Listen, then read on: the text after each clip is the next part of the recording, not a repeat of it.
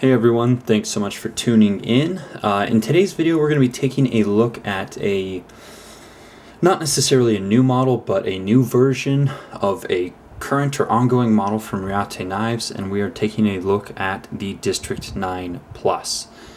So this one should be hitting dealers soon.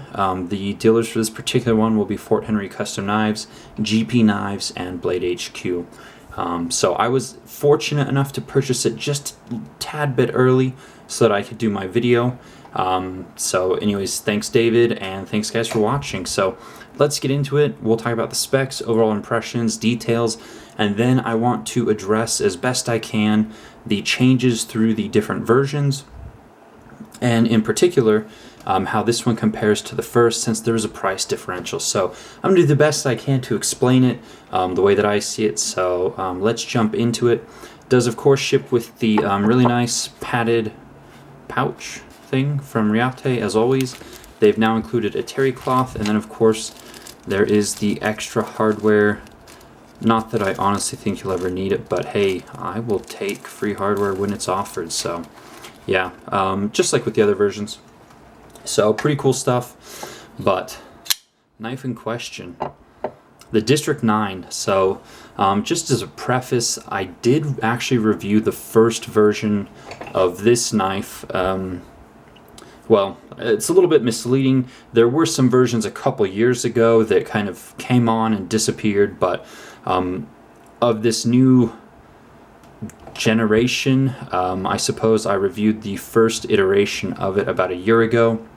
Since then, this could potentially be counted as the fourth version or fourth iteration, but I'll talk about that a little bit. So specs, without further ado, looking at a blade length of about 3.75 inches, so 3 3/4 inch blade there. Certainly an excellent size, very capable. Handle length of about 4.85 inches and an overall length of 8.6. So thickness in the pocket is about 0.53 inches or so. Pretty good thickness size, and then this particular one does weigh in at 6.45 ounces. So a beefy, heavy, kind of overbuilt type of knife. So yeah, pretty much. All right, overall impressions. Actually, let's do overall impressions. So I like the first version of this knife, and I like this version even more. I think that Reate, or Reate, whatever the name is, whatever you want to call it, has actually done a pretty good version of refining this knife through the different iterations, and they've actually listened to feedback, and yeah, it's a more refined version of the first one. So a lot of cool features, great action, really smooth, all around good stuff. Alright, so let's go into the specifics then. We've talked about the overall impressions. I gave you a little bit of background. There are two versions of this. There's one with a stonewash blade and one with an acid wash blade. The pictures make it look like the handle might be a little bit darker on the acid washed blade, but that's more than likely just a lighting thing. I could be wrong, but I think the only difference is going to be in the blade finish. And I opted for the stonewashed. I do like the contrast. I think it ties in with the pivot collar a little bit better, so that's why I opted for this version among the two. But blade shape here, a modified harpoon is what they call it, almost a clip point style blade, very attractive grind, massive improvement from the prior grind in my opinion, at least the drop point, which this one's more comparable to. But yeah, I really like the new grind here on the blade. Really nice sharp edge. It is a little bit thicker. I think it's 0.157 inches thick, something along those lines. Pretty good thick stock, not overly massive, flat grind all the way down to a nice keen edge. Performs well, S35V in steel, so excellent choices all around. Jimping up top, this is the same jimping that was found on the first version, and the same one they used on the Valkyrie. And this jimping is absolutely perfect. This is my favorite jimping. Again, I mentioned that he should use this on all his models. I still feel that way. Grips without being sharp at all. Just really, really well executed. So there's kind of an up-close look at the jimping there. Now, this knife does use both a flipper and thumb studs, and the thumb studs are also the blade stops as well. So they nestle into the top here of the titanium handle. You'll see a tiny bit of wear around the edges. I've been flipping this thing incessantly as I tried to break it in prior to do my review and just give my overall impressions. Carried it for a few days now, so yeah, back to the blade. Here's the flipper tab, nicely rounded, excellent jimping all the way around. Does grab the skin really well without being sharp, and flipping action is excellent. So the thumb studs, thankfully, are also functioning thumb studs, and this knife has done something that some knife companies struggle with. I won't mention which ones, but it functions very well with both the flipper and the thumb studs. So yeah, really well done. Both flip out the blade with equal authority. Both work really, really well. So that's the blade for the most part. Next we come to the handles, and nicely contoured. This is an improvement over the prior version or versions. So contoured handles. If we get in close, you can see, of course, the mill lines there on the handles.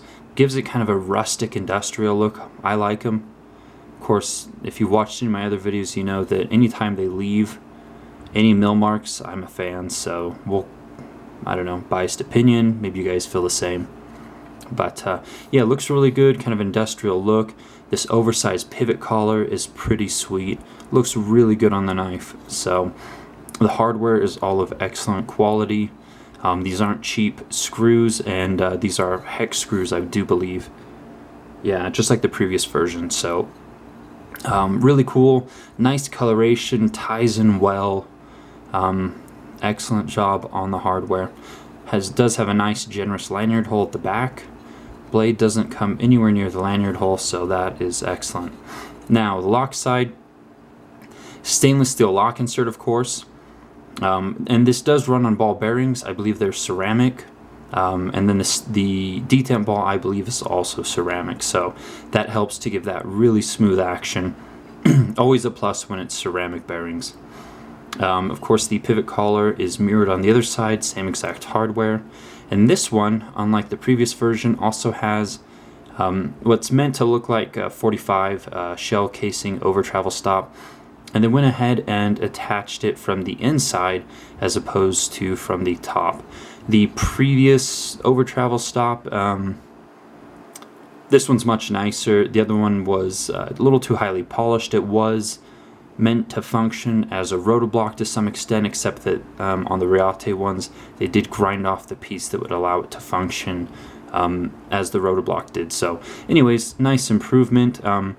Adds a nice little splash of color to the knife. You may or may not like it, but this is definitely a popular option for you know, Hinderers, ZTs, any knife that has an over travel stop. Someone at some point has added a 45 shell casing that's been modified, so cool. I like it. Again, color looks pretty good. Now, it does have a sculpted pocket clip, of course, and this one functions really well. It rides fairly deep, but not super deep. Has nice spring tension. Goes in and out of jeans, even my kind of extra thick pocket ones, without a problem. Well done on the clip, really secure. So, back spacer, same color as the handles, a little bit of jimping or texture or pattern there. It does provide grip as well. So, and then there's a little extra jimping here on the top of the frame. So if you come back a little further for grip, works well. Now lock up about 50%, no stick whatsoever, easy to disengage. It does have a nice cutout, and the inside here has been nicely chamfered, so no sharp edges, which was a complaint, my only complaint with the previous version that I had. So ergonomics, fairly comfortable, not as comfortable as the Valkyrie, but you know, this is more of the kind of oversized, overbuilt genre type of knives. But yeah, really easy to disengage, really smooth, and great action. So that's pretty much for the specifics. I do want to point out the differences, though, between this one and the first version that I had. And it's been a while since I had that knife. I did end up selling it, unfortunately, because I can't keep them all, but I will try to point out what I remember versus how this one is. So compare and contrast as best I can. So if we were looking at versions, this might be considered the fourth version.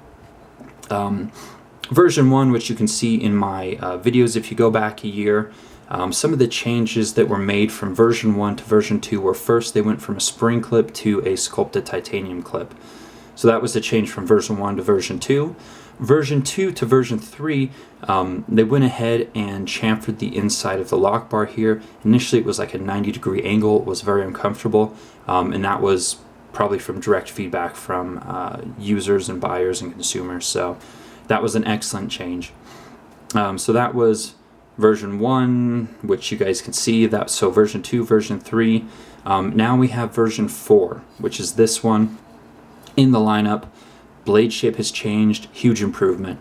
Handles are now, instead of having kind of a flat portion in the middle and edges that were, I guess, kind of chamfered or whatnot, you know, ground at an angle to make it a little more comfortable. Now we have, you know, contoured handles. So another huge improvement, much more refined. It does carry the nice chamfering on the inside. It does carry the clip. The over travel stop has been upgraded, and then I think at some point the ceramic detent ball, I think it initially was on the stainless steel lock insert, and now it has been moved to off the stainless steel lock insert just to a portion of the titanium lock bar. And I want to say that the action is actually a little bit better on this one than on the first version that I had. I don't have it here to directly compare, but I do want to say the action is a little bit better. So yeah, and that would, assuming they did end up moving the detent ball, that would be probably why the action is better. So take it with a grain of salt. Again, I sold that one maybe half a year ago, maybe longer. I don't recall at this point, but it's been a little while. So now here's the good and the bad news. All of these refinements and upgrades and changes do come with a little bit higher price. These are going to be coming in at about, what are they coming in at? Like $265, $285. Don't quote me on it. I can't recall right now. I did have it in my head somewhere. Is it worth it? Yeah, I think so. I do like the changes. It is a bit more refined. It's a little bit nicer. Oh, wait. The first version was 7.45 ounces. This one is 6.45 ounces. So they did some nice skeletonizing in here and actually shaved an ounce of weight off, and it does feel lighter from what I can recall as well. So, you know, a little bit higher price. I think it's worth it. Now, the good news is, if you're seeing this knife for the first time, and you're like, hey, I like that knife, but I don't want to pay close to the $300 mark, the, you know, basically the version 3s, which have just a different blade grind and not as contoured of handles and so forth, is still out there and available at the same retailers that will basically carry this one. So Blade HQ, GP Knives, and that one is like $190 to $200 depending on your vendor. So if you're seeing this for the first time, you don't want to pay close to that $300 mark, you can still pick up the prior version for closer to the $200 mark. So that's really cool. You know, just more options, more availability. Still carries that same overbuilt kind of, you know, used as a pry bar or break down a door type of whatever you guys want to envision or imagine approach. So yeah, good times to be in the hobby, of course. So anyways, that's pretty much it for this knife. Comments or questions, please let me know. Again, another awesome offering from Reate,